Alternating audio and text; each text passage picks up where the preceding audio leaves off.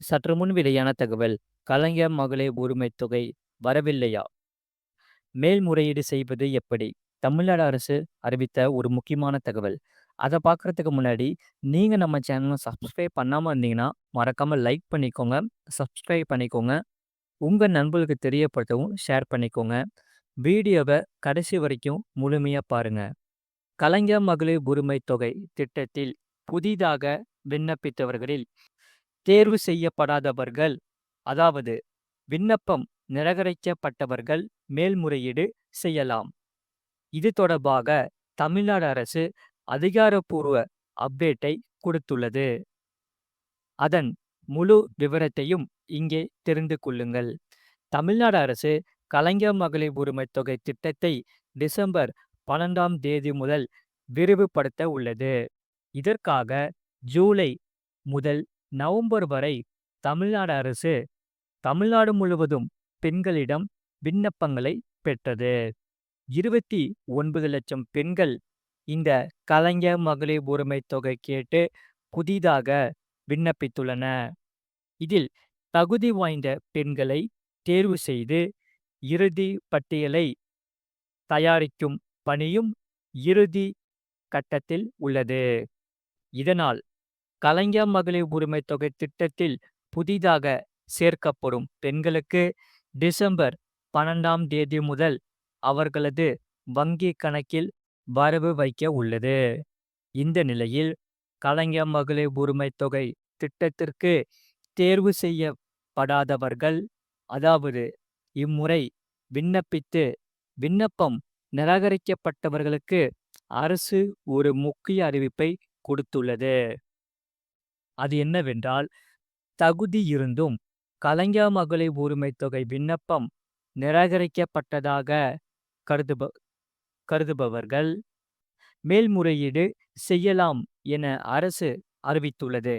இந்த அறிவிப்பை உணவு பொருள் வழங்கல் துறை அமைச்சர் சக்கரபாணி தெரிவித்துள்ளார். இது குறித்து அவர் பேசும்போது, டிசம்பர் 12ஆம் தேதி சென்னையில் நடக்கும் விழாவில் முதலமைச்சர் மு.க.ஸ்டாலின் தகுதியான பெண்களுக்கு இந்த கலைஞர் மகளிர் உரிமைத் தொகை திட்டத்தில் ரூ.1000 வழங்கி இத்திட்டத்தை விரிவாக்கம் செய்கிறார் என கூறினார். அதே நேரத்தில் அந்தந்த மாவட்டங்களிலும் புதிதாக இத்திட்டத்தில் சேர்க்கப்பட்ட பெண்களுக்கு ரூ.1000 வழங்கும் நிகழ்ச்சி நடக்க உள்ளதாக கூறியுள்ளார். மேலும் தேர்வு செய்யப்படாத பெண்கள் தகுதி இருந்தும் வரவில்லை என்றால் தங்கள் பகுதி கோட்டாட்சியரிடம் மேல்முறையீடு செய்யலாம் என்றும் அமைச்சர் சக்கரபாணி கூறியுள்ளார். எனவே இந்த கலைஞர் மகளிர் உரிமைத் தொகை திட்டத்திற்கு விண்ணப்பித்து விண்ணப்பம் நிராகரிக்கப்பட்ட பெண்களுக்கு மேலும் ஒரு வாய்ப்பு இருக்கிறது. ஆகையால் இந்த அனைத்து சொல்லப்பட்டுள்ள விதிகளை நீங்கள் பயன்படுத்தி மேல்முறையீடு செய்யலாம். அடுத்த செய்தி என்னவென்றால், வங்கிக் கணக்கில் புதிய மாற்றம். வங்கிகளுக்கு பறந்த திடீர் உத்தரவு.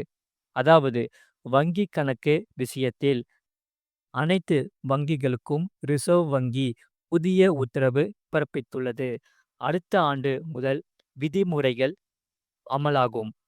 அதாவது இந்திய ரிசர்வ் வங்கி அடிப்படை சேமிப்பு வங்கி வைப்பு கணக்குகளுக்கான இலவச சேவைகளை நீடித்துள்ளது.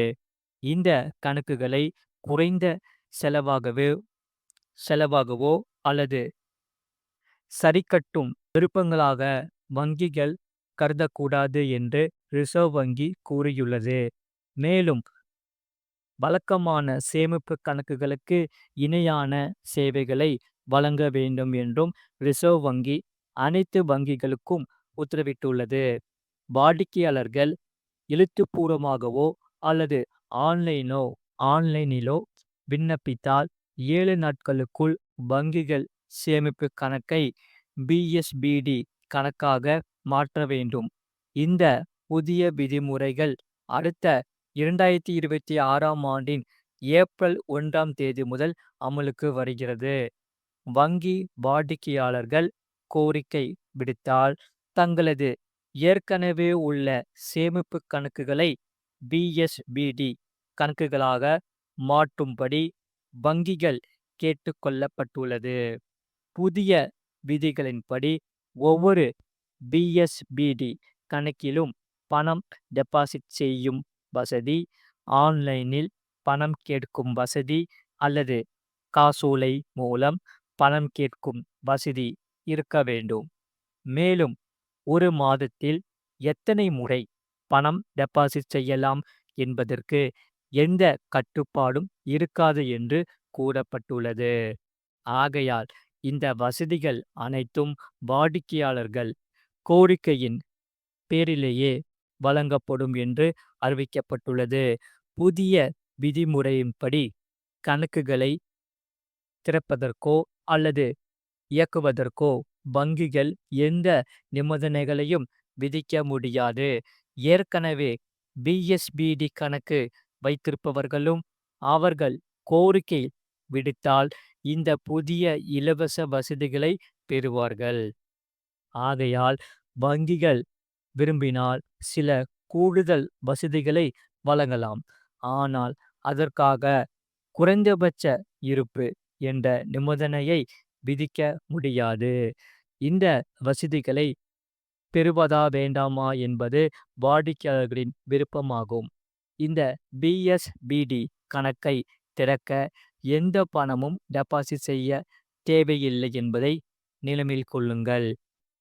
இந்த பிஎஸ்பிடி கணக்குகளை திறப்பதற்கு வாடிக்கையாளரின் வருமானம் மற்றும் சுய விவரத்தின் அடிப்படையில் சில நிபந்தனைகள் விதிக்க வேண்டும் என்று வங்கிகள் பரிந்துரைத்துள்ளது.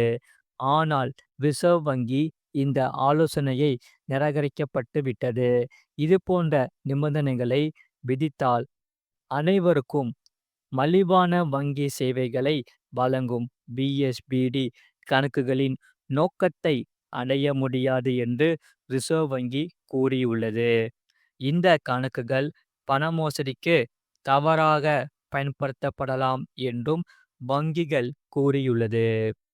அதனால்தான் இணையம் மற்றும் மொபைல் பேங்கிங் போன்ற வசதிகளை தடை செய்ய விரும்பின.